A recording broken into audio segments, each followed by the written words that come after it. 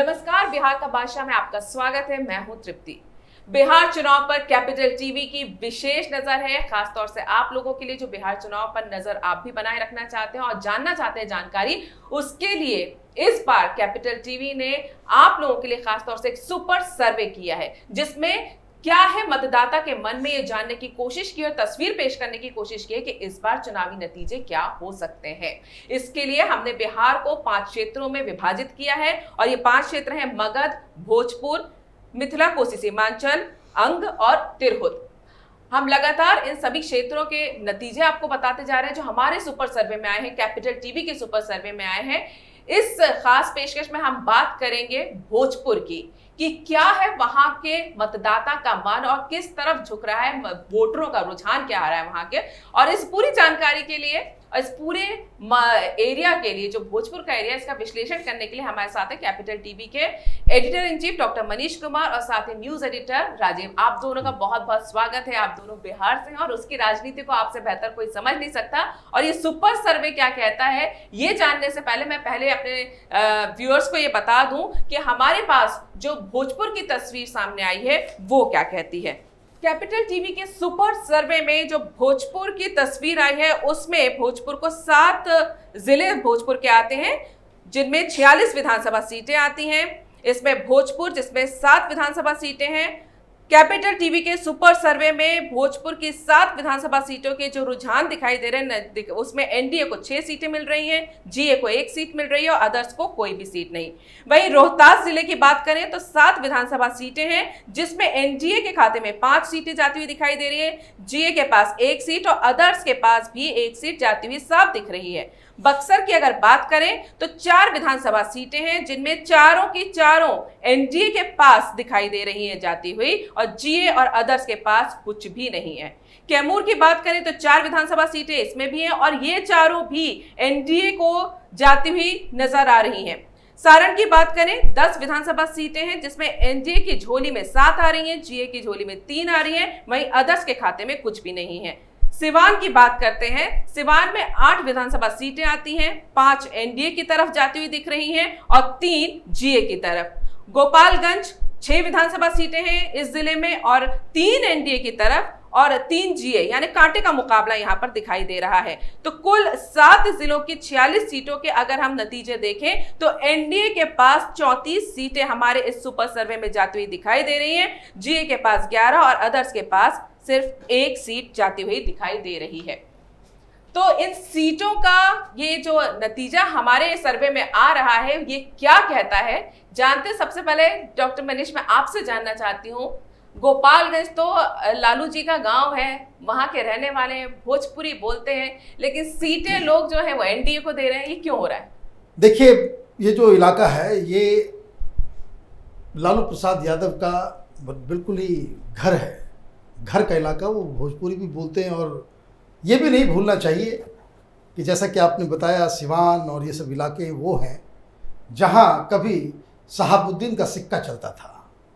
ये बिल्कुल ही सो कह सकते हैं कि लालू प्रसाद का गढ़ है।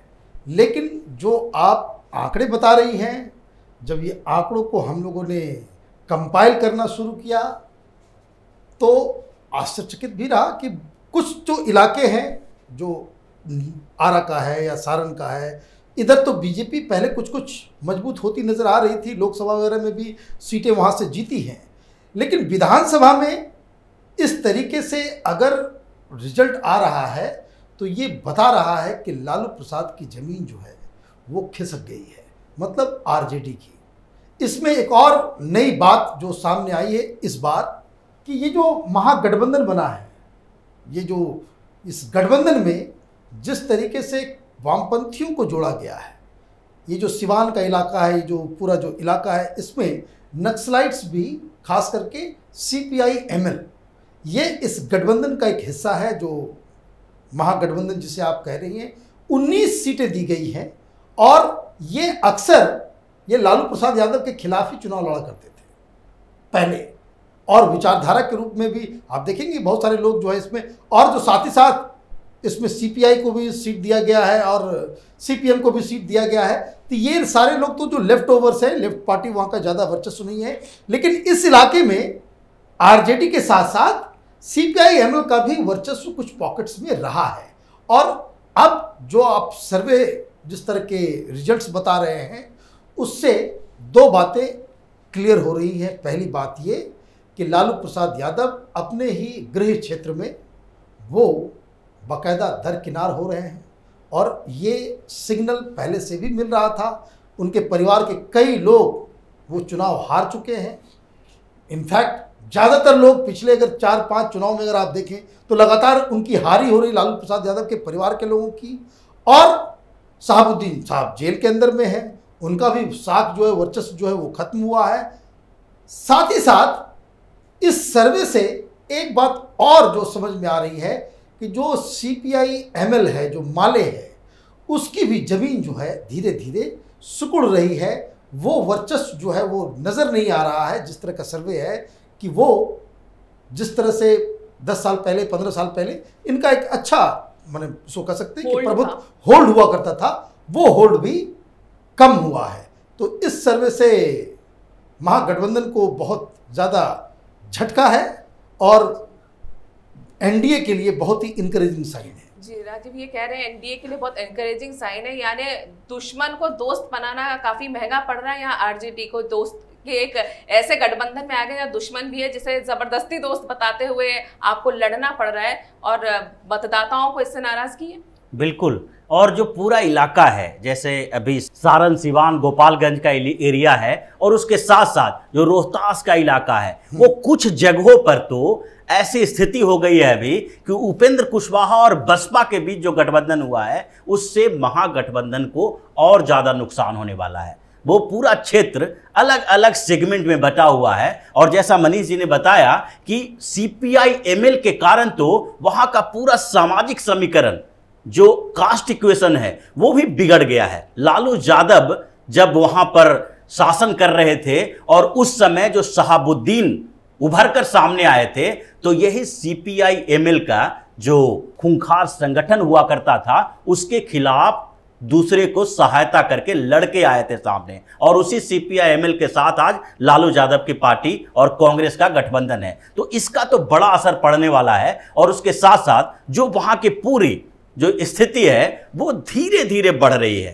क्योंकि भारतीय जनता पार्टी और जनता दल यूनाइटेड का वहां आरा में और बक्सर का क्षेत्र जो है वहां पहले ही इनका वर्चस्व रहा है। लेकिन जो दूसरे क्षेत्र हैं, सारण, सिवान, गोपालगंज और वो जो भोजपुरी इलाका, वहां पर धीरे धीरे लालू यादव की पकड़ कमजोर होती गई और उसी का नतीजा आज ये सामने दिखाई पड़ रहा है कि वहां सारी स्थितियां बदल गई है और एनडीए अब ऐसी स्थिति में आ गई है कि लालू यादव के अपने परिवार के लोग भी वहां से चुनाव नहीं लड़ना चाहते हैं। उनके दोनों बेटे वहां छोड़कर भागने की कोशिश में हैं, दियारा क्षेत्र में जा रहे हैं, दूसरे विधानसभा सीटों पर चुनाव लड़ने की कोशिश में लगे रहते हैं, क्योंकि लालू परिवार में भी बिखराव हो गया है। उनके साले जो कभी वर्चस्व में रहते थे, साधु यादव, सुभाष यादव, वो सारे पार्टी छोड़ के चले गए हैं और इधर उधर भटक रहे हैं। तो ऐसी स्थिति में महागठबंधन के लिए वहां अपनी इज्जत बचा पाना भी मुश्किल दिखाई पड़ रहा है। और ये जैसे जैसे चुनाव नजदीक आएगा संभावनाएं बदलेगी और ऐसे समीकरण बदलने वाले हैं जिससे महागठबंधन को बड़ा झटका लगेगा। बिल्कुल राजीव जी, आपने जो बताया कि महागठबंधन को झटका लगेगा, लेकिन गोपालगंज की हम बात करें तो हमारा जो सर्वे है, सुपर सर्वे, उसमें गोपालगंज में एकदम एनडीए और महागठबंधन में कांटे की टक्कर है। 3-3 सीटें मिल रही हैं। देखिए, वो गोपालगंज तो लालू यादव का ही इलाका है और वहाँ पे देखिए ये इलाका शुरू से ही टफ बैटल के लिए जाना जा रहा है। ऐसा नहीं है कि बहुत ही केक वॉक किसी के लिए होगा, लेकिन इसमें एक आइडियोलॉजिकल सवाल भी जो बड़ा उठ रहा है, जो मेरे दिमाग में जिसके हम शेयर करना चाहते हैं कि जो शहाबुद्दीन, जो राजीव ने बताया कि शहाबुद्दीन का जो पूरा उदय वहाँ पे जो पूरा जो गोपालगंज, सिवान, ये सब का जो इलाका है, इसमें शहाबुद्दीन का बहुत ही ज़्यादा अहम रोल हुआ करता था आरजेडी को जिताने में, लालू यादव को वहाँ पे चुनाव जितवाने में। अब वो उनका जो उनकी जो बाहुबली जो शक्ति जो है वो बढ़ी थी किस वजह से, तो सीपीआई एमएल को वहाँ से भगाने के चक्कर में। मैं आपको बता दूँ, बहुत सारे लोग सोशल मीडिया में इसका प्रचार करेंगे, तो ये सवाल पूछा जाना चाहिए वामपंथियों से, खास करके सीपीआई एमएल से। ये लोग दिल्ली के अंदर ये टुकड़े टुकड़े गैंग वो चलाते हैं, मोमबत्ती जलाते हैं। उनका एक लीडर हुआ करता था, चंद्रशेखर, जेएनयू का प्रेसिडेंट था, जिसकी हत्या में सीधे सीधे शहाबुद्दीन का रोल था, और शहाबुद्दीन के साथ आज मिल करके वो चुनाव लड़ रहे हैं। मतलब इनके जो सबसे प्यारे और सबसे होनहार लीडर चंद्रशेखर हुआ करते थे, वो हमारे स्कूल के सीनियर थे, जेएनयू में भी हमारे सीनियर थे, बहुत दिन तक हम साथ में उनके काम किए जेएनयू के अंदर। लेकिन अब जब इस तरह की खबरें सुनाई देती है कि उसी शहाबुद्दीन की पार्टी, उसी आरजेडी की वजह के साथ मिलके सीपीआई-एमएल के लोग चुनाव लड़ रहे हैं, तो वो दृश्य याद आता है जब जेएनयू के स्टूडेंट प्रधानमंत्री कार्य के घर के निवास के बाहर चंद्रशेखर की मौत के बाद वहाँ प्रोटेस्ट किए थे और कई सारे लोग घायल हुए थे। तो ये राजनीति है, और ये राजनीति इस बात का संकेत देता है कि किस तरह से जमीन की जो स्थिति है वो बदल गई है। जमीन पे राजनीति बदल गई है। सीपीआई-एमएल कमज़ोर हुआ है, आरजेडी कमज़ोर हुआ है, शहाबुद्दीन कमज़ोर हुआ है। इसलिए ये लोग आपस में एकजुट होकर बीजेपी और एनडीए का सामना कर रहे हैं। बिल्कुल। और गोपालगंज की जो बात है, जैसा आपने बोला कि 3-3 सीटें हैं और कांटे का मुकाबला है, लेकिन ये कांटे का मुकाबला लालू यादव के जमीन को बनाए रखने के लिए है। आप समझ लो कि 15 साल जो वहां पर शासन किए, उनके गृह जिला में अगर 6 में से 3 सीटें एनडीए के पास जा रही है, तो ये लालू यादव की राजनीति के खात्मे का इशारा है। वहां पर लालू यादव की पार्टी और महागठबंधन को 5 सीटें मिलनी चाहिए थी, लेकिन 3 सीटें भी मिल रही है।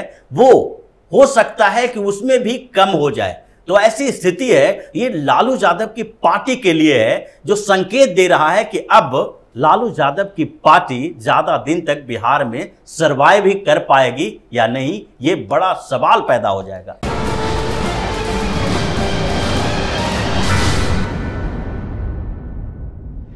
नमस्कार, बिहार के बादशाह में आपका स्वागत है। मैं हूं आपके साथ अंशिका। सबसे पहले मैं आपको बताना चाहूंगी, तिरहुत में कुल 6 क्षेत्र हैं, जिसमें सबसे पहला मुजफ्फरपुर, जिसमें कुल विधानसभा सीटें 11 हैं। इनमें से 9 सीट एनडीए के खाते में हैं, बाकी की 2 सीटें महागठबंधन के खाते में हैं और अन्य के खाते में एक भी सीट जाती नजर नहीं आ रही है। फिर है वैशाली, जिसमें टोटल सीटें 8 हैं, जिसमें से 6 सीट एनडीए के खाते में जा रही हैं और 2 सीटें महागठबंधन के खाते में जा रही है। यहाँ भी अन्य के खाते में एक भी सीट जाती नजर नहीं आ रही। पश्चिम चंपारण में कुल विधानसभा सीटें 9 हैं, जिसमें से 6 एनडीए के पास हैं और 3 ग्रैंड अलायंस के पास है। पूर्वी चंपारण की अगर बात करें तो 12 कुल विधानसभा सीटें हैं इधर, और एनडीए के खाते में 8 सीटें जाती नजर आ रही हैं और महागठबंधन के खाते में 4 सीटें नजर आ रही हैं। सीतामढ़ी में 8 विधानसभा सीटें हैं, एनडीए के खाते में 6 सीटें हैं और ग्रैंड अलायंस के खाते में 2 सीटें हैं। शिवहर में देखा जाए तो 1 विधानसभा सीट है, जो कि एनडीए के खाते में है, महागठबंधन के खाते में यहाँ एक भी सीट नहीं है। और अगर सबसे बड़ी बात इसमें देखा जाए तो अन्य के खाते में यहाँ एक भी सीट जाती नजर नहीं आ रही है। कुल विधानसभा सीटें हैं यहाँ पर 49, और जिसमें से एनडीए के खाते में 36 और ग्रैंड अलायंस के खाते में 13 जाती नजर आ रही है। तो मनीष जी, सबसे पहले मैं आपसे यही पूछना चाहूंगी कि यहाँ तिरहुत क्षेत्र में एनडीए पूरी तरह से महागठबंधन को खत्म करती दिखाई दे रही है। देखिए, ये तो जैसा कि और भी क्षेत्रों के रिजल्ट्स जो आ रहे हैं, आप उन सारे वीडियोस को अगर आप देखेंगे तो ये ट्रेंड लगभग हर जगह पे है। जिस तरह का ट्रेंड लालू प्रसाद यादव के सबसे स्ट्रॉन्ग होल्ड्स में जो सर्वे बता रहा है या फिर उसके गृह क्षेत्र में बता रहा है, तो ये ट्रेंड बिहार के हर जगह पे है। तो इससे क्या संकेत मिल रहे हैं? संकेत 2-3 बहुत ही क्लियर है। एक ये कि पिछले 5 सालों में नीतीश कुमार की सरकार काम उन्होंने किया हो या नहीं किया हो, लाख गुस्सा हो, कोरोना का जो काल था उसमें बिहार के लोग बहुत परेशान क्यों ना हो, ये जिस इलाके की आप बात कर रही हैं ये बाढ़ ग्रस्त इलाका था, इन सब जगहों पे बाढ़ में बहुत ज़्यादा लोगों की परेशानी हुई। इन तमाम चीज़ों के बावजूद विपक्ष वहाँ के लोगों में ये विश्वास पैदा नहीं कर सका कि लोग नीतीश कुमार को हटा के इन्हें चुने। ये संकेत बिल्कुल साफ नज़र आ रहा है कि बिहार में सत्ता परिवर्तन नहीं होने वाला है। और ये सिर्फ तिरहुत ही नहीं, अन्य जगहों के वीडियोस को भी अगर आप देखेंगे कि वहाँ के सर्वे क्या बता रहे हैं, तो उससे भी आपको ये पूरा संकेत मिल जाएगा कि किस तरह से बिहार के लोग इस वक्त सोच रहे हैं। अब ये तो ज़मीनी हकीकत है, जनभावना है, लोगों की राय है। अब इसके आगे राजनीतिक दल चुनाव के लिए किस तरह की रणनीति पे काम करते हैं, किस तरह के उम्मीदवार को खड़ा करते हैं, उस पे सब कुछ डिपेंड करेगा। मनीष जी, जैसा कि आपने बताया कि इस क्षेत्र में नीतीश कुमार की पार्टी के लिए एक बहुत बड़ी चुनौती खड़ी हुई थी, उसके बावजूद विपक्ष वहां के लोगों को नहीं लुभा पाया। लेकिन राजीव जी, मैं आपसे एक बात जानना चाहती हूं कि जैसा कि बिहार में हमने देखा है चुनावी समय में रैलियों के काफी ज्यादा मायने होते हैं, और इस बार कोरोना का समय था, वर्चुअल रैली वहां पर ऑर्गेनाइज की गई, तो अब क्या ऐसा कहा जा सकता है कि, क्योंकि हमने ये चीज देखी थी कि विपक्ष पूरी तरीके से तैयार नहीं था, विपक्ष की तरफ से बार बार ये मांग उठाई जा रही थी कि ये जो चुनाव है इनको लेकिन सबसे बड़ी बात है ना कि ये वर्चुअल रैली या डिजिटल माध्यम से प्रचार का बहाना बनाया जा रहा था। बेसिकली ये कोई समस्या नहीं थी और लोगों ने मन बना लिया था। ये सर्वे उसी तरफ से इशारा करता है, क्योंकि सर्वे की टीम जब घूम रही थी तो उस समय लोगों को आगे के प्रचार के बारे में नहीं सोचना था, लेकिन ये तय है कि उन लोगों को ये लग रहा है कि विपक्ष बिल्कुल नकारा निकम्मा है और आरजेडी और उसके साथ साथ जो कांग्रेस है, ये पार्टियां किसी भी स्तर पर नीतीश कुमार के विकल्प तलाश करने के स्थिति में नहीं है, वो बन ही नहीं सकती है विकल्प। और इसीलिए इतनी परेशानियों के बावजूद, जैसा मनीष जी ने कहा कि उस जगह की स्थिति कर देखे, मुजफ्फरपुर, वैशाली, सीतामढ़ी और वो पूरा एरिया जो है बाढ़ग्रस्त है, बाढ़ से प्रभावित रहा है और वहाँ के कई कामगार बाहर काम करने के लिए जाते हैं और कोरोना के समय ये समस्याएं आई, लेकिन फिर भी ये मुद्दा नहीं बन सका।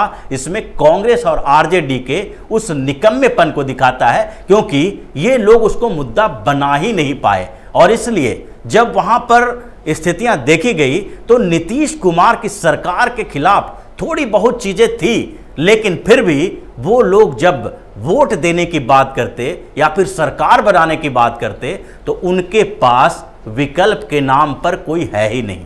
भारतीय जनता पार्टी और जदयू, यही दो विकल्प हैं। अब भारतीय जनता पार्टी और जदयू अगर अलग अलग चुनाव लड़ती तो ऐसी स्थितियों में उनके पास विकल्प होता, लेकिन अभी जो कांग्रेस के पास कोई चेहरा नहीं है और राजद के पास जो चेहरा है तेजस्वी यादव, वो बिल्कुल ऐसे बचकाने हरकतें करते हैं कि जब जब सामने आते हैं, मीडिया में आते हैं या कोई बयान देते हैं, भाषण देते हैं और मुद्दा बनाने की कोशिश करते हैं, तो उनके कुछ लाख वोट पहले से जो होते हैं वो कुछ लाख वोट और कम हो जाते हैं। ऐसी स्थिति वहां पर उत्पन्न हो चुकी है और इसलिए महागठबंधन वहां चुनौती में है ही नहीं, वो सामने में नहीं दिखाई पड़ रही है। तो क्या रैलियां ना होना वहां पर एक पॉइंट हम देख सकते हैं कि यहाँ जिस तरीके से हमेशा प्रचार होता है, इस बार उस तरीके से प्रचार नहीं हुआ, तो वो एक माइनस पॉइंट। देखिए, मैं आपको बता दूं कि जिस दौरान हमारी टीम सर्वे भी कर रही थी तो अभी कैंडिडेट्स तो डिक्लेयर नहीं हुए थे, लेकिन जो प्रत्याशी, जो पोटेंशियल कैंडिडेट्स हो सकते हैं सारे पार्टीज के, ये लोग अपने प्रचार प्रसार में लगे हुए थे। ज़्यादातर जो प्रत्याशी जो बनने वाले हैं, जो चुनाव लड़ना चाहते थे, वो अपने हिसाब से बाढ़ के राहत काम में भी वो हाथ बटा रहे थे, डोर टू डोर कैंपेन भी कर रहे थे, अलग अलग इलाकों में भी वो जा रहे थे। और तो और कई लोगों को मैंने देखा कि ये लोग वहाँ पे बाकायदा सैनिटाइज़र बांट रहे हैं, मास्क बांट रहे हैं, मास्क के ऊपर इनकी पार्टी, इनका चेहरा, इनका सिंबल वो लगा करके ये लोग बांट रहे हैं। तो ये बातें तो एक अखबारों में, मीडिया में ये बताया गया कि भाई कोरोना की वजह से प्रचार नहीं हो पाएगा, लेकिन ज़मीनी हकीकत ये है कि जिन लोगों को प्रचार करना है वो वहाँ पे प्रचार कर रहे हैं और बहुत अच्छे से कर रहे हैं। एक बात और मैं इसमें जोड़ना चाहूँगा कि ये जो चुनाव हो रहे हैं और जिस तरह की बात राजीव ने बताई कि बचकानी हरकत करते हैं, अभी कल की बात है, 2 दिन पहले की बात है कि जब टिकट जो गठबंधन अलायंस में किसको कितनी सीट दी जाएगी, उस दौरान एक इस तरह का हादसा हो गया। हादसा ये हो गया कि मीडिया कर्मी, वहाँ पे कैमरा, सारा कुछ रखा हुआ, और अचानक से कोई दलितों के बारे में ये लोग बातचीत कर रहे हैं कि हाथरस के केस में जो है उसमें कुछ बोलना चाहिए, कुछ करना चाहिए। तो ये लोग जो आपस में जिस तरीके से बात कर रहे हैं वो तो शर्मनाक है। शर्मनाक इसलिए है कि ये बताता है कि ये तथाकथित दलितों की आवाज़ उठाने वाली ये पार्टियां, इसमें कांग्रेस पार्टी भी है, इस गठबंधन में लेफ्ट पार्टियां भी हैं, तो वो पूछ रहा है कि क्या करना चाहिए, दलित के लिए 2 शब्द बोल दिया जाए। तो पीछे से किसी ने कह रहा हाँ कुछ करना चाहिए जिससे दलितों में एक मैसेज चला जाए। आप दलितों में एक मैसेज डालने के लिए हाथरस की कांड के बारे में आप बात उठा रहे हो, तो लेकिन फिर भी इनके मुंह से कुछ आवाज़ नहीं निकला। तो फिर किसी ने कह दिया कि 1 मिनट का साइलेंस कर लेते हैं, तो ये लोग खड़े हो गए हाथरस के नाम पे, उस बच्ची के नाम पे जो है 1 मिनट का साइलेंस इन्होंने किया।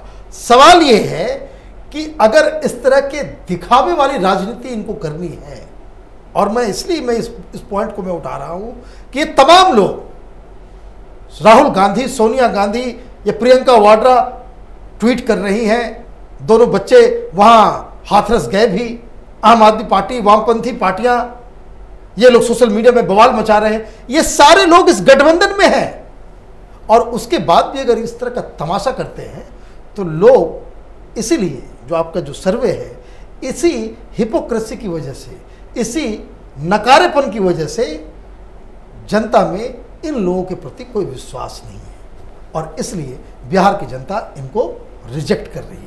मनीष जी, जैसा आपने अब राहुल गांधी का नाम लिया, तो एक सवाल राजीव जी मैं आपसे करना चाहती हूँ। जैसा कि हमारा सुपर सर्वे दिखा रहा है कि तिरहुत क्षेत्र में एनडीए के पास 36 सीटें हैं और ग्रैंड अलायंस के पास 13 सीटें यहाँ पर जाती नजर आ रही है। बिहार के चुनाव के दौर, मतलब अभी जब प्रचार हो रहा था वर्चुअल रैली के उससे, तो उसमें हमने देखा कि राहुल गांधी ने बड़ा बढ़ चढ़कर वर्चुअल रैलियां वहां पर जैसे तैसे ऑर्गेनाइज की, वहां के लोगों को लुभाने की कोशिश की। लेकिन अब जो नतीजे यहाँ हमारे पास है, जो रुझान है, उसमें तो ग्रैंड अलायंस पूरी तरीके से गिरती नजर आ रही है। ये वर्चुअल रैली कर लें या फिर वहां पर जाके घर घर प्रचार कर लें, लोगों ने जो मन बना लिया है, ये जो विकल्प नहीं दे पा रहे हैं वो कैसे चेंज करेंगे? लोगों के मूड को चेंज नहीं कर सकते, और राहुल गांधी तो किसी भी स्तर पर नहीं करेंगे, क्योंकि राहुल गांधी की जो राजनीति है जिस दिशा में जाती है वहां पर फिर कांग्रेस के लिए आगे दरवाजा बंद हो जाता है। तो वही स्थिति बिहार में भी है। बिहार में राहुल गांधी ने बहुत देर कर दी। वहां जब प्रदेश कमेटी बार बार राहुल गांधी से बात कर रहे थे, और वो कमेटी के लोग जो बता रहे थे कि राहुल गांधी वहां पर आगे ग्रैंड अलायंस बनाने के लिए आगे आए और राजद के साथ गठबंधन की बातचीत को आगे बढ़ाएं, लेकिन राहुल गांधी यहां सोए हुए थे, और उसके कारण स्थितियां ये हो गई कि ग्रैंड अलायंस में जो मांझी थे, उपेंद्र कुशवाहा थे, वो धीरे धीरे हट के दूसरे तरफ चले आए। मांझी तो एनडीए में चले आए, उपेंद्र कुशवाहा अलग हट गए, और उसके बाद जो अंतिम इन लोगों के पास अंतिम एक गठबंधन में जाने के लिए, बुलाने के लिए जो बैठे हुए थे वीआईपी के मुकेश सहनी, वो भी अब गठबंधन से बाहर हो गए, अब एनडीए में आने की तैयारी कर रहे हैं। तो ये पूरी स्थिति जो है ना, वो ऐसे ही दिखाता है कि राहुल गांधी जहां हाथ डाल देंगे वो सोना भी मिट्टी बन जाएगा। तो राजनीति में भी यही स्थिति हो गई है कि बिहार में जब राहुल गांधी की एंट्री होगी, उसके बाद ये सीटें और कम हो जाएगी।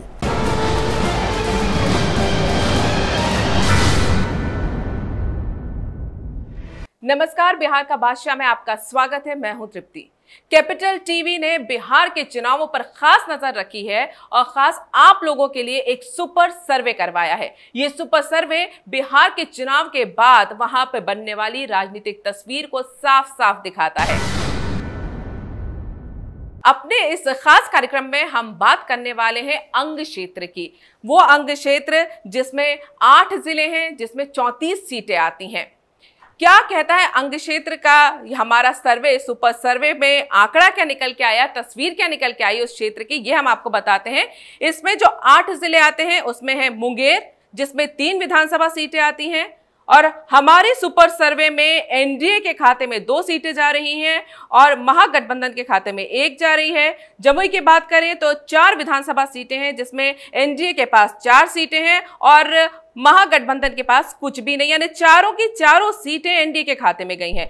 खगड़िया की बात करें तो 4 विधानसभा सीटें हैं, जिसमें 3 एनडीए के खाते में हैं और यहां पर महागठबंधन के पास कुछ भी नहीं है और एक जो सीट बची वो भी अन्य के खातों में जा रही है। लखीसराय की बात करें तो 2 विधानसभा सीटें हैं और दोनों की दोनों एनडीए के पास आ रही हैं। बेगूसराय में 7 विधानसभा सीटें हैं जिसमें 5 एनडीए के पास हैं और 2 महागठबंधन के खाते में दिख रही हैं। शेखपुरा में 2 विधानसभा सीटें आती हैं और दोनों की दोनों एनडीए के खाते में गई हैं। भागलपुर में 7 विधानसभा सीटें हैं जिसमें से 6 एनडीए के पास जाती हुई दिखाई दे रही हैं और महागठबंधन के पास सिर्फ 1 सीट जाती हुई दिख रही है। बांका की बात करें तो 5 विधानसभा वाले इस जिले में 4 सीटें एनडीए को गई हैं हमारे इस सर्वे में, जो सुपर सर्वे है, और सिर्फ 1 सीट है जो महागठबंधन के खाते में जाती हुई दिखाई दे रही है। यानी कुल 8 जिलों में 34 विधानसभा सीटों का नतीजा हमारे सुपर सर्वे का देखें तो 29 सीटें एनडीए के खाते में गई हैं और सिर्फ 5 सीटें महागठबंधन के खाते में आई हैं। क्या है ये इशारा? अगर बिहार की राजनीति की बात करें तो चुनाव के जो नतीजे आ रहे हैं उनकी झलक दिखती है सुपर सर्वे में। मनीष जी, आप तो खुद अंग क्षेत्र से आते हैं, यहाँ तो एनडीए ने एक तरह से सुपड़ा साफ कर दिया। देखिए, ये जो अंग क्षेत्र है जिसमें ये शेखपुरा, लखीसराय, मुंगेर, भागलपुर, आपका बेगूसराय, खगड़िया, ये सारा इलाका इसमें आता है। अब जो शुरुआती जो डिस्ट्रिक्ट्स हैं जिसमें लखीसराय है या फिर शेखपुरा है, ये दरअसल नीतीश कुमार के इलाके से सटा हुआ इलाका है, इसलिए उनका इन्फ्लुएंस ज़बरदस्त है। और जिस तरह के काम वहाँ पे हुए हैं, जो पहले जहाँ सिर्फ खेत हुआ करता था, अब वहाँ पे जिस तरह के रोड्स बने हैं पिछले 5 सालों में, वो आश्चर्यचकित करने वाला है। मैं खुद जो बिहार का ये जो मुख्यमंत्री का इलाका है इसमें दिखाई दे रहा है काम तो किया है। इस इलाके में काम हुआ है और सड़कें ऐसी बनी हैं जिसमें आप कह सकते हैं कि जिसमें आप हवाई जहाज भी जो है आप लैंड करा सकते हैं। और वो इलाका था जो टाल के बीच से गुजरता है। टाल कहते हैं कि जो सिर्फ वहाँ खेत और पानी में जो है वो जमा। तो ये तो एक इन्फ्लुएंस साफ साफ नज़र आ रहा है काम की वजह से। लेकिन जो इसका एक्सट्रीम ईस्टर्न साइड है, जैसे भागलपुर में आपने जो आंकड़े जो बताए हैं वो भी चौंकाने वाले हैं। वो बता रहा है कि भागलपुर में मुस्लिम वोटर्स की संख्या बहुत ज़्यादा है। जब नीतीश कुमार अकेले लड़े थे लोकसभा तो 2 सीटें जीत पाए थे, तो 1 सीट भागलपुर से था जहाँ से उन्होंने जो बीजेपी के शाहनवाज हुसैन साहब हैं उनको वहाँ पे उन्होंने शिकस्त दी थी। तो भागलपुर से अगर ये आंकड़े आ रहे हैं, इसका मतलब साफ है कि नीतीश कुमार की वजह से एनडीए को मुस्लिम वोट्स भी मिल रहे हैं। ये अपने आप में बहुत बड़ा संकेत है कि अगर भागलपुर में इतनी सीटें आ रही हैं तो वो आसमान से तो टपकेंगे नहीं, वो तो वोटर्स हैं वहाँ। और ये मुस्लिम बहुल क्षेत्र है, बहुत ज़्यादा संख्या में मुस्लिम्स वहाँ पे रहते हैं। और अगर वो नीतीश कुमार को दे रहे हैं तो ये नीतीश कुमार के वो ट्रेडिशनल वोटर शुरू से रहे हैं और ये कंटिन्यू चल रहा है। तो एक मैं आपको बता दूं, अगर ये संकेत है तो महागठबंधन के लिए बिहार में बहुत बड़ा प्रॉब्लम आने वाला है, क्योंकि इसका मतलब ये है कि सिर्फ भागलपुर, मुंगेर ही नहीं, बिहार के अलग अलग इलाकों में भी मुस्लिम वोटर्स जो हैं वो एनडीए को वोट कर रहे हैं। और इसलिए जो आंकड़ा जो है उनके लिए चिंता बढ़ाने के लिए। आप मुस्लिम वोटर्स की बात कर रहे हैं, मुस्लिम वोटर्स में देखा जाए तो आरजेडी का काफी होल्ड रहा है बिहार में, लेकिन यहाँ पर आश्चर्यजनक नतीजे दिख रहे हैं कि एनडीए के पास जो है सारे के सारे जो मुस्लिम बहुल इलाके हैं वो भी एनडीए के खाते में जाते हुए दिखाई दे रहे हैं। वो मुस्लिम बहुल इलाके में भी कुछ जगहों पर, जैसा मनीष जी ने बताया कि भागलपुर का इलाका है जहां पर मुस्लिम वोट जदयू के साथ रहा है, नीतीश कुमार के साथ रहा है। तो एनडीए में नीतीश कुमार का इन्फ्लुएंस इतना है जिसके कारण भारतीय जनता पार्टी और जनता दल यूनाइटेड के बीच जब सीटों का बंटवारा हो रहा है तो जो आप देखेंगे कि सीट बंटवारे में इन चीज़ों को बहुत ज़्यादा तवज्जो दी जाती है। जैसा पिछले चुनाव में भी, जो अभी हम लोगों ने जब सीमांचल की बात करते हैं तो सीमांचल में भारतीय जनता पार्टी कम से कम सीटें लेती है और जनता दल यूनाइटेड को सीटें देती है। लोकसभा चुनाव के दौरान भी ऐसा हुआ था और इसलिए नतीजे एनडीए के पक्ष में आए। जनता दल यूनाइटेड के उम्मीदवारों को मुस्लिम वोट भी मिलते हैं। तो ऐसी स्थिति यहां भी होने वाली है। और दूसरी तरफ ये जो पूरा रीजन है जिसमें हम जमुई की बात करेंगे, उसके साथ साथ बेगूसराय की बात करेंगे, तो जैसा पिछले लोकसभा चुनाव में भी आपने देखा था, बहुत हंगामा था। दिल्ली में बैठ के लोग ऐसा कह रहे थे कि जैसे कन्हैया कुमार वहां से बड़ी संख्या में वोट लेके आएंगे और जीत दर्ज करेंगे। लेकिन परिणाम लोकसभा चुनाव का दूसरा आया और बेगूसराय में भारतीय जनता पार्टी बड़ी बहुमत से जीती, और उसमें भी वो कैंडिडेट जो वहां से कभी चुनाव नहीं लड़े थे, पहली बार वहां भेजा गया था,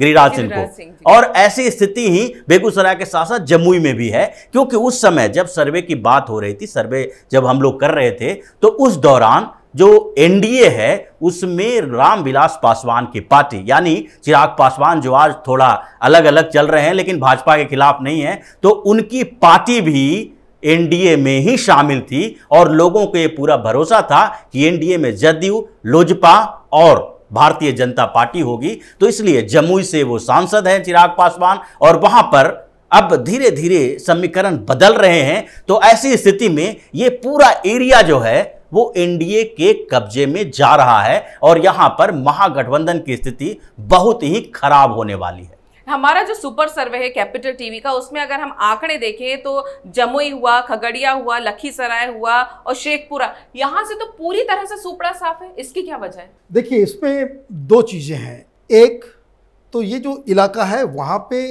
यादवों के जो पॉपुलेशन है वो कम है, एक। और जो जैसे लखीसराय हो गया या फिर शेखपुरा की बात हो गई, ये यहाँ पे जो अपर कास्ट, खास के भूमियार लोगों की संख्या जो है वो ज़्यादा है। भूमियार और राजपूत का ये बेल्ट कहलाता है, और इसलिए ये जो आपके जो आंकड़े हैं वो इस बात को पुष्टि करता है, इस बात की कि एनडीए के साथ जो अपर कास्ट वोटर्स जो लगातार एनडीए के साथ, बीजेपी के साथ खड़े नज़र आ रहे हैं, वो इस चुनाव में भी इनके साथ खड़े हैं, इस बात की पुष्टि हो गई। और यही जो सबसे बड़ी समस्या है कि लालू प्रसाद यादव जब अपनी राजनीति करते थे तो एमवाई का तो एक कॉम्बिनेशन उनके साथ होता ही था, लेकिन साथ में उनके पास बड़े बड़े अपर कास्ट के लीडर्स भी होते थे। जैसे इस इलाके में राजू सिंह नाम के एक लीडर हुआ करते थे जो बीजेपी के साथ कभी नहीं रहे, लेकिन कांग्रेस के साथ रहे। यहाँ से कृष्णा शाही नाम की एक लीडर हुआ करती थी, वो बेगूसराय और लखीसराय, वो बढ़िया इस क्षेत्र की वो लीडर हुआ करती थी, वो कांग्रेस के साथ थी। कांग्रेस पार्टी तो खैर बिल्कुल नदारत ही है इस इलाके से, लेकिन जो मूल बात जो इस सर्वे से आ रही है कि अपर कास्ट वोटर्स इंटैक्ट है एनडीए के साथ, मुस्लिम वोटर्स में फूट के संकेत मिल रहे हैं इस सर्वे के मुताबिक, जो महागठबंधन है कांग्रेस पार्टी आरजेडी के लिए अच्छी खबर नहीं है। ये दो चीजें इस क्षेत्र के सर्वे से साफ साफ नजर आ रही है। नमस्कार, बिहार के बादशाह में आपका स्वागत है। मैं हूं आपके साथ अंशिका।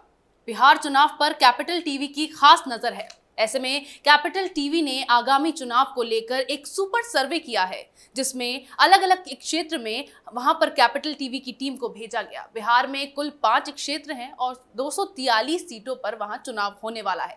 ऐसे में वहां टीम्स को भेजकर पता किया गया कि वहां की जनता का इस बार क्या मूड है और राजनीतिक समीकरण वहां क्या है। सबसे पहले मैं आपको बताना चाहूंगी, बिहार में कुल 5 क्षेत्र हैं। सबसे पहले क्षेत्र अंग, भोजपुर, मगध, मिथिला और तिरहुत। सबसे पहले बात करते हैं मगध की, जहां कुल 7 जिले हैं और सबसे पहले इसमें पटना है, जहां कुल विधानसभा सीटें 14 हैं, जिसमें से 11 एनडीए के खाते में हैं और 3 ग्रैंड अलायंस के खाते में, और बाकी अन्य में एक भी सीट नहीं जाती दिखाई दे रही है। सुपर सर्वे के मुताबिक नालंदा में कुल विधानसभा सीटें 7 हैं, जिसमें से एनडीए के पास पूरी की पूरी 7 सीटें जाती नजर आ रही हैं। फिर है गया, जिसमें 10 विधानसभा सीटें हैं, जिसमें से 8 एनडीए के खाते में हैं और 2 महागठबंधन के खाते में हैं। नवादा में 5 विधानसभा सीटें हैं और एनडीए के खाते में इन 5 में से 3 सीटें जाती नजर आ रही हैं और महागठबंधन के खाते में 1 ही सीट जाती नजर आ रही है। जहानाबाद में 3 विधानसभा सीटें हैं, इनमें से तीनों की तीनों एनडीए के खाते में जाती नजर आ रही है। रुझानों के मुताबिक अरवल में 2 विधानसभा सीटें हैं और दोनों की दोनों यहां एनडीए में जाती नजर आ रही है। औरंगाबाद है जहां 6 विधानसभा सीटें कुल हैं, जिसमें से 4 एनडीए के खाते में हैं और 1 महागठबंधन के खाते में और बाकी बची 1 अन्य के खाते में जाती नजर आ रही है। यानी कि कुल विधानसभा सीटें 47 हैं, जिसमें से एनडीए के खाते में 38, ग्रैंड अलायंस के खाते में 7 और अन्य के खाते में 2 जाती नजर आ रही है। जैसा कि मनीष जी हमने हमारे सुपर सर्वे में देखा, जो अभी तक के रुझान सामने आए हैं, एनडीए की पकड़ अभी तक मगध में भी ज्यादा दिखाई दे रही है। लेकिन अभी तक जैसा हमने देखा है कि एनडीए नीतीश कुमार की पकड़ बिहार में ज्यादा अच्छी है। पिछले 15 सालों से नीतीश कुमार की सरकार है, तो इस बार जो तस्वीर सामने आई है, क्या वही तस्वीर बरकरार रहेगी 15 साल वाली, या फिर एंटी इनकम्बेंसी आने के चांसेस यहाँ पर हैं? देखिए, आपने जिस इलाके के बारे में बताया है जी। वो इलाका दरअसल नीतीश कुमार का गढ़ है जी। इसमें जो नालंदा क्षेत्र जो पड़ता है वो नीतीश कुमार का होम टाउन है, और इस वजह से जो इन्फ्लुएंस जो नीतीश कुमार का है, अर्बन वोटर्स नीतीश कुमार को लाइक करते हैं। इसलिए जो 14 की 14 सीटें पटना के अंदर में है, तो नीतीश कुमार को एक तो लाइक करते हैं, एक तो पहली बात, और दूसरी जो बीजेपी का जो पावर है वहाँ पे जो अर्बन क्षेत्र के अंदर, वो दोनों इस बार कंबाइन कर रहा है। इसलिए आप जहाँ पे देखेंगे कि जो अर्बन क्षेत्र है, चाहे गया का मसला हो या बिहार शरीफ हो या फिर नवादा हो या पटना की जो तमाम सीटें हैं, इन सब जगहों पे जो बढ़त आपके सर्वे में आ रहा है वो बिल्कुल वो दुरुस्त नज़र आ रहा है। यही ग्राउंड पे जो हकीकत है उसको ये दर्शा रहा है। अब आगे आने वाले दिनों में कुछ बदलाव हो रहे हैं। जिस तरह से एलजेपी ने एनडीए को छोड़ करके अलग चुनाव लड़ने की घोषणा की है, वो कहाँ कहाँ चुनाव लड़ती है, कैसे उम्मीदवार डालती है, तो इस पे एक इम्पैक्ट आ सकता है। लेकिन जिस तरीके से मगध के क्षेत्र में शुरू से बीजेपी और नीतीश कुमार का वर्चस्व रहा है, ये उसी को परिलक्षित कर रहा है। मनीष जी, आपने तो ग्राउंड जीरो की रियलिटी हमें यहाँ पे बताई। राजीव जी, मैं आपसे जानना चाहूंगी, जिस तरह से एनडीए की बीजेपी और नीतीश कुमार की पकड़ मगध में ज्यादा है, तो मगध में क्या चुनौतियां महागठबंधन और अन्य के सामने खड़ी है? यहाँ पर महागठबंधन के लिए चुनौती अब लगभग खत्म हो चुकी है, क्योंकि महागठबंधन अब वहां पर रेस में है ही नहीं। जो स्थिति मगध की है, जहां पर राजद के कुछ क्षेत्रों में, जैसे पटना की अगर बात करते हैं, तो पटना के जैसे मनीष जी ने कहा कि अर्बन एरिया में बीजेपी की सीटें होती थी, लेकिन पटना जिले के देहाती क्षेत्र जो है, जहां पर राजद के कुछ सीट मिलते थे, वो भी अब धीरे धीरे खत्म हो चुका है, क्योंकि राजद के ही नेता अब भारतीय जनता पार्टी में शामिल हो चुके हैं। रामकृपाल यादव लालू यादव से नाराज हुए और भाजपा में चले गए, भाजपा के एमपी भी बन गए। अब वहां पर आसपास के जो क्षेत्र हैं, जैसे जहानाबाद हुआ, जहानाबाद में 3 सीटें जो एनडीए को जाती दिखाई पड़ रही है, वो इसलिए है क्योंकि भाजपा और जदयू के बीच गठबंधन हो गया।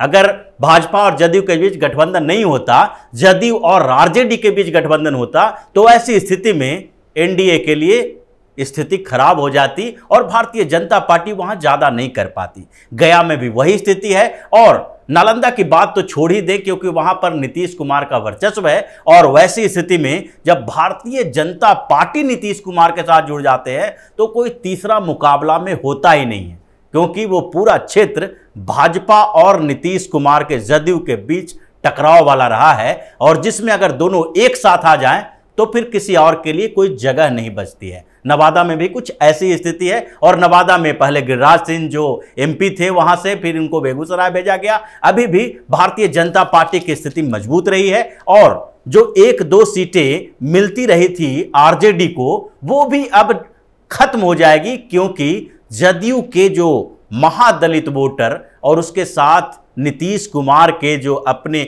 ओबीसी में पैठ है, वो भारतीय जनता पार्टी के साथ जुड़ जाती है, और दोनों मिलके फिर महागठबंधन के लिए मुश्किल पैदा कर देते हैं। तो महागठबंधन की सबसे बड़ी चुनौती है भारतीय जनता पार्टी और जनता दल यूनाइटेड के बीच का एक गठबंधन। मनीष जी, जैसा कि राजीव जी ने अभी बताया कि एलजेपी ने अपना अकेले चुनाव लड़ने का फैसला लिया है, तो हाल ही में हम इस बात को भी नजरअंदाज नहीं कर सकते कि चिराग पासवान ने तेजस्वी यादव को शुभकामनाएं दी थी चुनाव के लिए, उनको अपने छोटे भाई के समान कहा था उन्होंने। तो क्या चुनाव से पहले हम कुछ और चेंजेस अभी देख सकते हैं? देखिए, ये चुनाव से पहले कुछ जो तिकड़मबाजी जो होती है, एक वो सिग्नल देना चाह रहे थे कि एलजेपी के जो सारे ऑप्शंस जो है वो खुले हुए हैं, अगर हमें अपने मन मुताबिक सीटें नहीं मिलती है तो वो एनडीए छोड़ के वो उधर भी जा सकते हैं। 2010 में वो उधर ही लड़ रहे थे। ऐसा नहीं कि कोई पहली बार, रामविलास पासवान के बारे में कहा जाता है कि वो बहुत बड़े मौसम वैज्ञानिक हैं, लेकिन मौसम वैज्ञानिक हैं तो उनको मौसम का पता है कि भाई इस बार जो है जो पलड़ा किधर भारी है, लेकिन उस तरह के वो सिग्नल इसलिए दे रहे थे ताकि वो निगोशिएट कर सके ज़्यादा से ज़्यादा सीट को। लेकिन अब स्थिति ये है कि जो महागठबंधन है, जो आरजेडी है या फिर कांग्रेस है, इनका जो अलायंस जो है वो पूरा हो गया है, सीटों का बंटवारा भी हो गया है, तो अब उनके लिए वहाँ भी जगह नहीं है। इधर भी सीटों की घोषणाएं कर दी गई है तो इधर भी जगह नहीं है। लेकिन एलजेपी ऐसी पार्टी भी नहीं है कि जिसे आप बहुत ही लाइटली ले लें। ये खुद सीट ना जीते, लेकिन हर सीट पे 5,000 10,000 वोट लाने की कैपेसिटी में तो है, बहुत सारे पॉकेट्स में। और असेंबली इलेक्शन में अगर 5,000 10,000 वोट का कहीं उलटफेर हो जाता है तो इससे बहुत ज़्यादा रिजल्ट पे प्रभाव पड़ सकता है। अब देखना ये है कि एलजेपी कहाँ कहाँ उम्मीदवार खड़े करती है और किस तरीके से जेडीयू या महागठबंधन को वो नुकसान पहुंचाती है, क्योंकि ये बयान उनके तरफ से आया भी है कि वो बीजेपी के खिलाफ ज़्यादा ये लोग कुछ करना नहीं चाहते हैं। उनको दिक्कत नीतीश कुमार से है और इसलिए वो अलग जाने का वो फैसला कर रहे हैं। तो यही कहानी है। लेकिन जैसा कि आपने बताया, राजीव ने बताया कि ये जो मगध का इलाका है वहाँ पे आरजेडी के लिए, महागठबंधन के लिए ज़्यादा कुछ है नहीं, क्योंकि यहाँ जो बीजेपी और नीतीश कुमार के एक साथ आने से they become a very formidable force. इसको हराया नहीं जा सकता, उसको चुनौती नहीं दी जा सकती, इस स्थिति में है और वही इस सर्वे में साफ साफ दिख रहा है।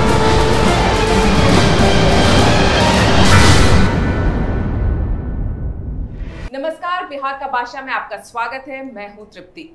बिहार चुनाव पर कैपिटल टीवी की खास नजर है और इसीलिए हम आपके लिए एक सुपर सर्वे करके लाए हैं कि इस बार बिहार का बादशाह कौन बनेगा, क्या कहती है 243 सीटों की जनता और किस तरह के आ सकते हैं नतीजे।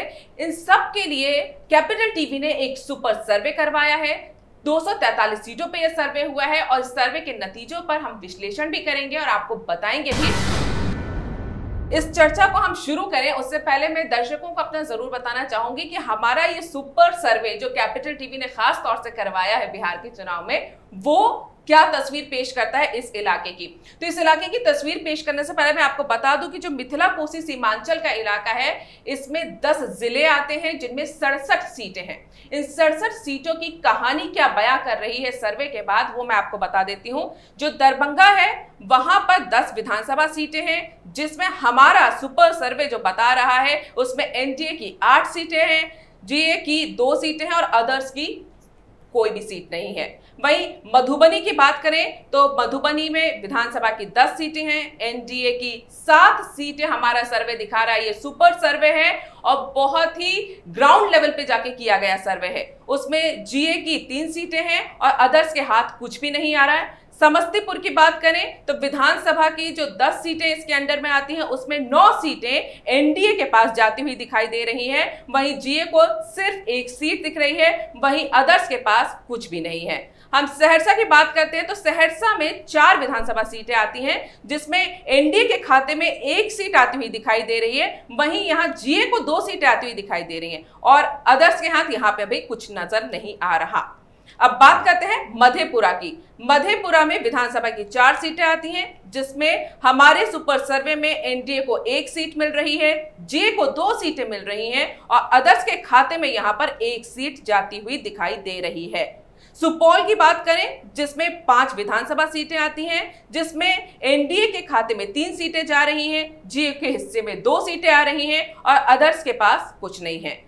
इसके बाद बात करते हैं पूर्णिया की, जिसमें 7 विधानसभा सीटें हैं, जिसमें एनडीए को 4 मिलती हुई दिखाई दे रही हैं। वहीं जीए के खाते में 1 जा रही है और अदर्स के पास 2 सीटें जाती हुई साफ दिख रही हैं। कटिहार की अगर बात करें तो यहां विधानसभा की 7 सीटें हैं, जिसमें एनडीए के पास 4 सीटें आ रही हैं और हम बात करते हैं जीए की तो 2 सीटें जीए के पास है और अदर्स के पास सिर्फ 1 सीट आती है। अब बात करते हैं अररिया की, जिसमें 6 विधानसभा सीटें हैं। इसमें एनडीए के पास 3 सीटें आती हुई दिख रही हैं, जीए के पास 2 सीटें, वहीं अदर्स के पास भी 2 सीटें आती हुई साफ साफ दिखाई दे रही हैं। किशनगंज जिसमें 4 विधानसभा सीटें हैं, एनडीए के खाते में 2 जा रही हैं, जीए के खाते में 1 जा रही है, अदर्स के खाते में 1। कुल मिलाकर अगर पूरी तस्वीर इन 67 विधानसभा सीटों की देखी जाए तो एनडीए के खाते में 67 में से 42 सीटें जा रही हैं, जीए के खाते में 18 जा रही हैं और अदर्स के खाते में 7 सीटें आ रही हैं। तो हमारे सुपर सर्वे का ये जो नतीजा सामने आया है, ये क्या कहानी बयां कर रहा है इस इलाके की, मिथिला कोसी और सीमांचल के इलाके की, ये हम जानेंगे। हमारे साथ कैपिटल टीवी के जो एडिटर इन चीफ है मनीष कुमार जी, जो खुद बिहार से हैं, राजीव वो खुद भी बिहार से हैं और पूरी पॉलिटिक्स में पकड़ रखते हैं, दोनों ही हमारे जो सहयोगी हैं।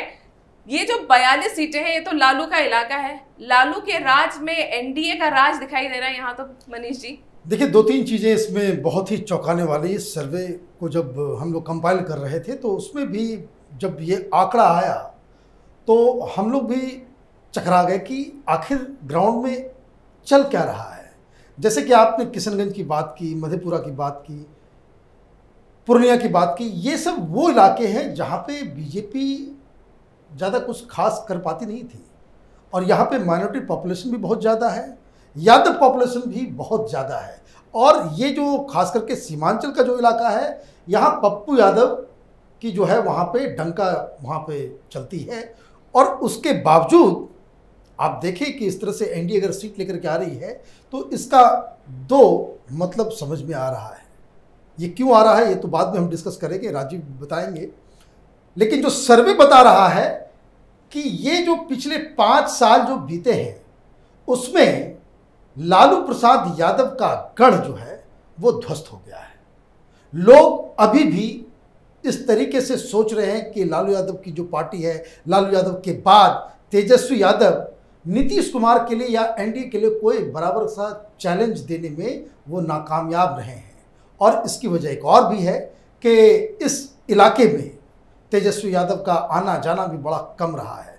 वो दरअसल लीडर तो हैं, कई लोग मानते भी हैं कि भाई चलो भाई एक लालू प्रसाद यादव के उत्तराधिकार के रूप में वो ठीक काम भी कर रहे हैं, लेकिन जनसंपर्क जो है उनका इतना ही वीक है, इस वजह से वो सर्वे के अंदर ये रिफ्लेक्ट हो रहा है। राजीव, आपसे मैं जानना चाहती हूँ, जैसे कि अभी मनीष जी ने बताया कि लालू के लाल जो है उनका जनसंपर्क वहाँ पे बड़ा कमजोर है, लेकिन जिस तरह के राजनीति का चेहरा वो दिखा रहे हैं कि युवाओं को अट्रैक्ट कर रहे हैं, कि युवाओं के लिए शिक्षा की बात कर रहे हैं, आपको नहीं लगता कि वो खुद अपनी जमीन के यादवों को ही अट्रैक्ट नहीं कर पाए? हाँ, बेसिकली ये पहले से ही होने लगा था और कुछ समय पहले जब आप लोकसभा चुनाव की स्थिति देखेंगे तो उस समय भी ये पूरे कोसी, मिथिला और सीमांचल क्षेत्र में महागठबंधन का पत्ता साफ हो चुका था। महागठबंधन को 1 सीट मिली थी किशनगंज की और उसमें भी जो AIMIM जो वहाँ पर वोट लेके आई थी, उससे आगे का जो होने वाला था विधानसभा चुनाव में वो सारी तस्वीर लगभग क्लियर हो गई थी। और कोसी के साथ साथ जो सीमांचल का एरिया है उसमें ओवैसी का प्रभाव धीरे धीरे बढ़ रहा है। और सबसे बड़ी बात जो है कि जिस इलाके की बात आप कर रही हैं कि लालू का गढ़ माना जाता था, वहां पर जो जैसा अभी मनीष जी ने बताया कि वो माइनॉरिटी वोटर वहां पर ज़्यादा हैं, यादव वोटर भी ज़्यादा हैं, लेकिन जो MY समीकरण लालू यादव का था वो पूरी तरह से ध्वस्त हो चुका है। क्योंकि दोनों जगहों पर, ये कोसी में भी और सीमांचल के इलाके में भी, जो नया फ्रंट बना है 2-2, एक तो पप्पू यादव का फ्रंट बना है और पप्पू यादव ने भी वही MY समीकरण को तोड़ने की तैयारी की और इसके लिए उन्होंने सबसे पहले एक PFI का जो राजनीतिक संगठन है, राजनीतिक दल जिसने बनाया है SDPI, social democratic party of India, उनके साथ और उसके साथ साथ मुस्लिम लीग के साथ भी उन्होंने गठबंधन किया। और उसके अलावा जो दलित वोट आजकल जो जिस पे सबकी नजर है, वहां पर भी पप्पू यादव ने आजाद पार्टी यानी चंद्रशेखर आजाद जो रावण है, आजकल दलितों के बीच ज्यादा लोकप्रिय युवा नेता हैं, उनके साथ भी गठबंधन किया है। और दूसरी तरफ ओवैसी भी MY समीकरण को तोड़ने की कोशिश कर रहे हैं, जिसमें उन्होंने पूर्व केंद्रीय मंत्री जो कभी लालू यादव के सहयोगी रहे थे, देवेंद्र प्रसाद यादव, उनकी पार्टी के साथ गठबंधन किया। और इसके कारण वो पूरा इलाका जो है वो अब 3 दलों के बीच MY समीकरण बिखर चुका है और इसका फायदा NDA को मिलने वाला है। और ये जो नई गतिविधियां दिखाई पड़ रही है, तो ऐसा लग रहा है कि धीरे धीरे जैसे जैसे नए फ्रंट बने हैं वहां पर, उसके बाद ये आंकड़ा जो है सर्वे का, वो हो सकता है कि NDA की सीटें और बढ़ जाए। क्योंकि जब हम सर्वे कर रहे थे तो उस दौरान NDA और महागठबंधन के बीच हम लोगों ने देखा था, लेकिन वो संभावित गठबंधन था, लोग उसी के आधार पर अपनी राय दे रहे थे।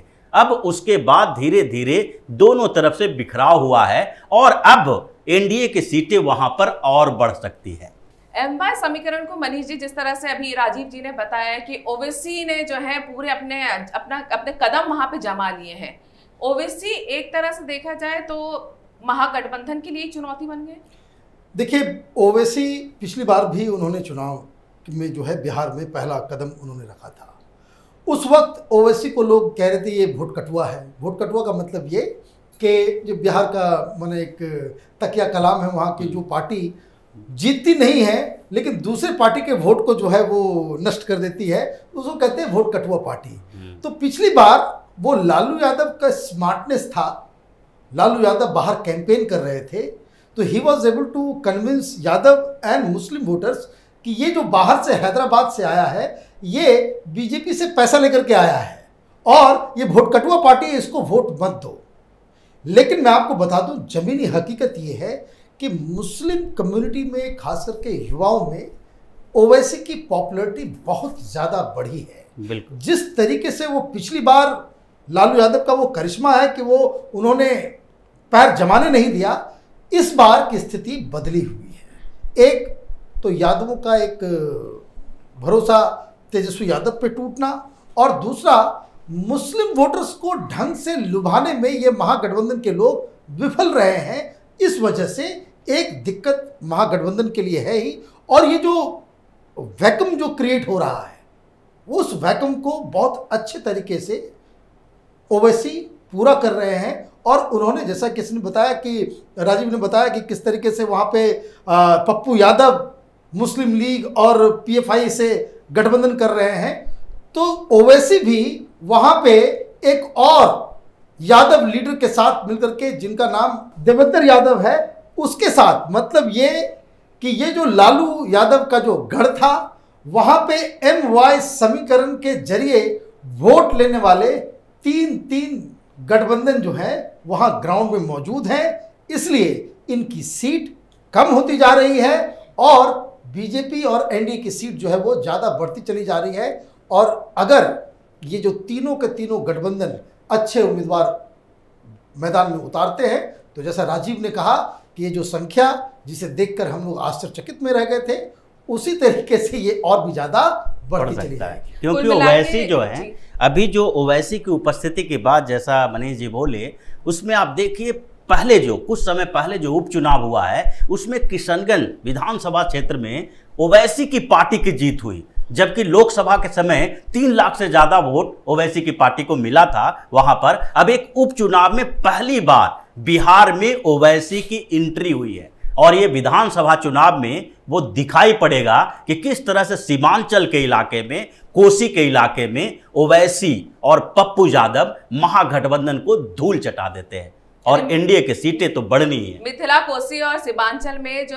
लालू की राजनीति थी वो पलट गई है, क्योंकि जो उनके लाल हैं वो लालू का जो करिश्मा है उसको बरकरार नहीं रख पाए और इसका फायदा जो है पूरी तरह से दूसरी पार्टियां गठबंधन करके उठा रही हैं।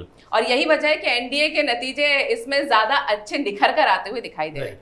आप दोनों ने पूरी जानकारी दी, इसके लिए बहुत बहुत धन्यवाद।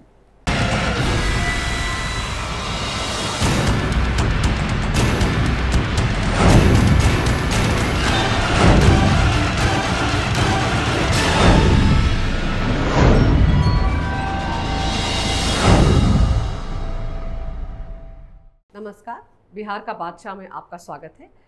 कैपिटल टीवी ने बिहार विधानसभा चुनाव के मद्देनज़र एक सुपर सर्वे किया है। जी हाँ, ये सुपर सर्वे है क्योंकि हम आज आपको बताने जा रहे हैं कि इस विधानसभा चुनाव के दौरान किस किस गठबंधन को कितनी सीटें मिलने जा रही हैं, कहां पर किस इलाके में उन्हें किस आधार पर बढ़त मिलेगी। सुपर सर्वे के हिसाब से किस गठबंधन को कितनी सीटें मिलती दिख रही हैं। बिहार विधानसभा चुनाव में आपको बता दूं 243 कुल सीटें हैं विधानसभा में। एनडीए को 179 सीटें मिलने जा रही हैं हमारे इस सुपर सर्वे के हिसाब से, और यूपीए के खाते में 54 सीटें आ रही हैं, ये हमारे सर्वे का आंकलन है, और अन्य के खाते में 10 सीटें जा रही हैं। अब मेरा सवाल पहला आपसे ये है कि क्या आधार रहा है सर्वे का, किस आधार पर हम ये सीटें जो हैं वो एनडीए और यूपीए को बांटते दिख रहे हैं, किस तरह से आंकलन किया गया? देखिए, ये जो सर्वे को हम लोगों ने सुपर सर्वे इसलिए किया है क्योंकि इसका जो सैंपल साइज है और जिस तरीके से हमारे जो हर जगह लोग हैं, हर डिस्ट्रिक्ट में हर जगह, वो इन लोगों ने काफ़ी मेहनत की है। ऑनलाइन किया गया ये सर्वे है और काफ़ी बड़ी जगह माने बड़ी संख्या में लोगों से उनकी राय ली गई है। और आप अभी तो इस वीडियो के अंदर हम लोग टोटल सीट के बारे में बातचीत कर रहे हैं। कैपिटल टीवी के चैनल पे अगर आप जाएंगे तो आपको हर इलाके, हर डिस्ट्रिक्ट के हिसाब से, हर जो पार्लियामेंट्री सीट्स है उसके हिसाब से कौन पार्टी किस किस जगह पे कहाँ बढ़त बनाई हुई है उसके ऊपर आपको वो वीडियो मिलेगा, जिसमें आपको मगध क्षेत्र का अलग वीडियो है, भोजपुर का अलग वीडियो है, मिथिला, सीमांचल, कोसी, इसका एक अलग वीडियो हम लोगों ने बनाया है, अंग का एक अलग वीडियो बनाया है। अंग प्रदेश का मतलब हो गया मुंगेर, भागलपुर, वो जो इलाका है, फिर तिरहुत का एक अलग। मतलब ये सुपर सर्वे हमने इसलिए इसे नाम दिया है क्योंकि इस तरह से डिटेल्ड सर्वे आपको टेलीविज़न चैनल पे भी दिखने को नहीं मिलेगा। ये टोटल जो जितने भी डिस्ट्रिक्ट्स हैं, जो 40 की 40 जो लोकसभा सीटें हैं, उसके ऊपर हम लोगों ने सर्वे किया है और इसके रिजल्ट्स को हम लेकर के आए हैं। और इस रिजल्ट के मुताबिक जो नज़र आ रहा है उसमें एनडीए 179, यूपीए 54 और अदर्स 10। ये सीट जो है वो टोटल जो इस पूरे सर्वे का जो है सार है। ये मनीष जी, 2010 में भी जेडीयू और बीजेपी साथ थे और 2020 में भी। 2015 का जिक्र मैं इसलिए नहीं कर रही क्योंकि उस वक्त ये जेडीयू जो थी आरजेडी के साथ, राइट। तो क्या जिस तरह क्लीन स्वीप दी गई है एनडीए को, मुझे याद आ रहा है 2010 में भी 206 सीटें दोनों के गठबंधन को मिली थी, एनडीए को मिली थी। तो क्या जो क्लीन स्वीप दी गई है तो ये माना जाए कि एंटी इनकम्बेंसी फैक्टर कहीं नजर ही नहीं आएगा? देखिए, अगर आप उससे तुलना कर रही हैं 2010 से, तो 200 प्लस सीटें मिली थी। बिल्कुल, 206। और अभी जो सर्वे बता रहा है वो क्या बता रहा है? 179। मतलब 30 सीटों की कमी नजर आ रही है। मतलब कुछ तो ऐसा हुआ ज़रूर है कि जिससे इस गठबंधन की सीटें जो है वो कम नज़र आ रही है 2010 के बाद। तो ये जो 30 सीट है, इसको आप कह सकते हैं कि ये एंटी इनकम्बेंसी का खामियाजा है। एंटी इनकम्बेंसी का खामियाजा है। लेकिन एक जो क्रिटिकल एस्पेक्ट इस सर्वे का है, ये भी अपने दर्शकों को मैं बता देता हूं कि ये सर्वे जिस वक्त हम लोगों ने किया था वो जब एलजेपी एनडीए के साथ थी। तो कहने का मतलब ये है कि ये जो पूरा जो आंकड़ा जो 179 का है कि अगर एलजेपी साथ में लड़ती तो वो इतनी सीटें ला पाती। अब एलजेपी इसके बाहर चली गई है तो इसका क्या इम्पैक्ट होगा, इसे भी समझना ज़रूरी है कि चूँकि जब कोई भी असेंबली के चुनाव होते हैं तो उसमें 5,000 10,000 का वोट भी काफ़ी मायने रखता है। और जब ये एलजेपी बाहर चली गई है तो सारी सीटों पे तो नहीं, लेकिन कई सारे सीटों के ऊपर इसका इम्पैक्ट होगा। हम बहुत जल्दी इस पे हम एक और सर्वे लेकर के आएंगे। जब एलजेपी इसके बाहर जाने के बाद उसका क्या प्रारूप रहा है वो उससे समझ में आएगा। लेकिन एक बात जो ये समझने की है कि फिलहाल जो मूड है, इस सर्वे से आप कैच कर सकते हैं कि बिहार में दरअसल क्या होने वाला है। और ये साफ साफ बता रहा है कि जो विपक्ष है वो अभी उस पोजीशन में नहीं है कि वो नीतीश कुमार और बीजेपी की जो सरकार है उसको ओवरथ्रो कर सके। जो बेसिक जो आइडिया होता है सर्वे का कि ये जानने के लिए कि अभी जो ज़मीनी स्थिति है, लोगों का जो मूड है, तो लोगों का मूड हमारे सर्वे के मुताबिक बिल्कुल साफ है कि they want to continue with the same government. ये इससे पूरी अच्छी तरीके से ये बात समझ में आती है। दूसरा मैसेज क्या है? दूसरा मैसेज ये है कि जो अपोजिशन है वो पिछले 5 सालों में बिहार की जनता के मन में उस तरह का इमेज, उस तरह की छवि नहीं बना पाई है जिसमें लोगों को ये लगे कि ये लोग बीजेपी और नीतीश कुमार की सरकार से बेहतर है और कोई चैलेंज दे सके। तो ये इस सर्वे का जो मोटा मोटी जो आप ये समझ लीजिए कि भाई कुछ सीटें जो आगे आने वाले सप्ताहों में जब हम अगला सर्वे लेकर के आएंगे, जब एलजेपी का अलग से हम आंकड़ा जोड़ेंगे, तब आपको ये समझ में आ जाएगा कि ये पूरा का पूरा माजरा क्या है, किसको कितनी सीटें आ रही हैं। लेकिन for time being you can say कि भाई बीजेपी और जेडीयू की जो गठबंधन है वो कंफर्टेबली सरकार बनाने के पोजीशन में है, क्योंकि जादुई आंकड़ा कितना है? 122 है। 122 में आपको जो है वो बहुमत, 123 में आपको बहुमत मिल जाएगा और ये 179 की ओर दिखता नजर आ रहा है। हमारा जो ये सुपर सर्वे है ये खतरे की घंटी है महागठबंधन के लिए। आप देखिए 54 सीटों पर सिमटता नजर आ रहा है महागठबंधन, जबकि अगर 2015 की बात कर ले तो बल्ले बल्ले हुई थी इनकी। देखिए वो उस समय चूंकि मसला बहुत ही अलग तरीके से वो फंस गया था कि दो पार्टियां, एक तो उनके पास अच्छा चेहरा मिल गया, नीतीश कुमार अकेले उस तरह के तो पार्टी को वो लीड नहीं करते कि जो आरजेडी या बीजेपी के संगठन या काडर से वो मैच कर सके। लेकिन चूंकि ये एक अच्छा चेहरा है, इसलिए किसी भी गठबंधन में ये जाते हैं तो उस गठबंधन का जो है ये जो चाल चरित्र और चेहरा सब कुछ जो है वो बदल जाता है। और इसलिए आरजेडी के पास वोट बैंक है लेकिन वो चेहरा नहीं है। पिछली बार क्या हुआ कि नीतीश कुमार के जाने से कि एक वोट बैंक भी आ गया और चेहरा भी आ गया, जिस वजह से ये लोग चुनाव जीतने में सफल रहे थे। अगर हम इस बार महागठबंधन के गठबंधन की बात करें तो वामपंथी दल और ये सब लोग जो बीच में आए हैं, इससे आपको लगता है कि इनको फायदे की बजाय नुकसान ही होता दिख रहा है?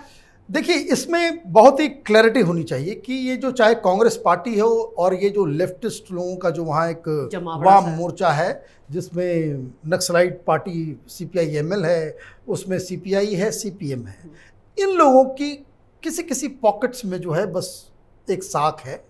अदरवाइज ये पूरा का पूरा गठबंधन दरअसल आरजेडी के बैसाखी पे ही ये आगे चल रहा है। अपोजिशन की पार्टी आरजेडी ही है, उसके पास ही अपना वोट बैंक है, इसमें यादवों का वोट है और मुस्लिम वोटर्स जो हैं उनको एकजुट करने के लिए ये जो गठबंधन किया गया है, जो 70 सीटें कांग्रेस पार्टी को दे दी गई है, उसका लॉजिक यही है कि नीतीश कुमार की वजह से मुस्लिम वोटर्स भी कुछ बिदक जाते हैं, उसमें टूट हो जाती है। कई सारे मुस्लिम वोटर्स नीतीश कुमार की वजह से वो एनडीए गठबंधन को वोट देते हैं। लेकिन इस बार ऐसा लग रहा है कि नीतीश कुमार के नाम पे मुस्लिम वोटर शायद मोबिलाइज नहीं हो और इसलिए ये कंटेस्ट तो है, लेकिन ये इतना बड़ा कंटेस्ट नहीं है। चूँकि ये पोलराइज होता चला जाएगा ये चुनाव, इसलिए इनकी सीटों पे उतना खास असर नहीं पड़ेगा। लेकिन आरजेडी की वजह से कांग्रेस पार्टी को आधे दर्जन के आसपास सीटें आ जाएगी, लेफ्टिस्ट पार्टी को भी 5-7 सीटें आ जाएंगी और इससे ज़्यादा कुछ नहीं होने वाला है। सरकार बदलने के इसमें ये लोग अभी पोजीशन में बिल्कुल नहीं है। लेकिन लालू जो एक बड़ा चेहरा है बिहार की पॉलिटिक्स का, अब वो आरजेडी का चेहरा बनकर वहाँ नहीं है, जेल के अंदर है झारखंड में, उसका खामियाजा और साथ ही साथ बड़े बड़े नेता आरजेडी के चुनाव से पहले पार्टी से किनारा कर गए, उसका खामियाजा भी भुगतना पड़ेगा पार्टी को। 100% भुगतना पड़ेगा। लालू यादव वो जो है वो एक कैरिस्मेटिक लीडर है, हालांकि उन्होंने गलतियां बहुत की हैं। He is not a good, he never run a very good government, उनके पीछे बहुत सारा दाग भी है। लेकिन अगर आप चुनावी राजनीति के हिसाब से आप देखें तो लालू यादव की खासियत ये है कि इनके साथ लोग हैं और इनका जो बर्ताव है, इनकी जो राजनीति की जो शैली है, लोग आखिरकार जाकर के लालू यादव के साथ खड़े हो जाते हैं। और मैं आपको बता दूं, न सिर्फ कास्ट के लोग, माने यादव कास्ट के लोग, बल्कि कई सारे अपर कास्ट के भी लीडर्स जो है लालू यादव से फिर आखिरकार जाकर के वो जुट जाते थे। यही उनमें एक करिश्मा था और वो लगातार इतने दिनों तक वो चुनाव जीते हैं, तो उनसे ये क्रेडिट तो नहीं लिया जा सकता कि भाई वो चुनाव जीतने में माहिर थे, राजनीति के एक पक्के खिलाड़ी थे। उनकी एब्सेंस में उनके दोनों जो बेटे हैं उनमें लालू यादव का 10% भी वो राजनीतिक जो कैरेक्टरिस्टिक्स जो है वो इनमें नहीं है और यही बहुत बड़ा फर्क है। लालू यादव अगर वो बाहर होते, जैसे पिछली बार आप देखिए, मुझे अच्छी तरह से याद है, तो चुनाव तो मैं हर बार कवर करता हूँ, इस बार भी बिहार जाऊँगा, बिहार से बहुत सारे प्रोग्राम्स वगैरह करूँगा, ये प्लान हम लोग कर रहे हैं। लालू यादव पिछली बार वो जितनी रैलियां की उन्होंने और बहुत ही ताबड़तोड़ एक बयान सिर्फ आया था मोहन भागवत जी का कि भाई जो रिजर्वेशन के ऊपर रीथिंक करना चाहिए। हालांकि उन्होंने ये नहीं कहा कि भाई रिजर्वेशन को हटा देना चाहिए, विचार करने की बात, लेकिन एक सेंटेंस के ऊपर लालू यादव ने बिहार में जो इसको कह सकते हैं कि जो वो करिश्मा, वो जाते थे 5 मिनट की रैली, ज़्यादा भी नहीं, 5 मिनट की रैली, वो वहाँ जाते थे, वो बोलते थे कि हम आ गए बस ये बताने के लिए रिजर्वेशन जाएगा तुम्हारा, ये आरएसएस वाले बीजेपी वाले तुम्हारा रिजर्वेशन खाएंगे, अब जानो तुम और तुम्हारा काम जाने, मैं जा रहा हूँ। इससे ज़्यादा वो कुछ बोलते ही नहीं थे and he galvanize the population. और बीजेपी के पास उसका कोई जवाब नहीं था, बीजेपी ने सारी ताकत झोंक दी थी। लेकिन लालू यादव की वजह से, नीतीश कुमार भी नहीं, लालू यादव की वजह से पार्टी जो है, इन लोगों का गठबंधन पिछली बार जो वो चुनाव जीता, लालू नहीं है, इसलिए ये आंकड़ा 54 पहुंच गया है।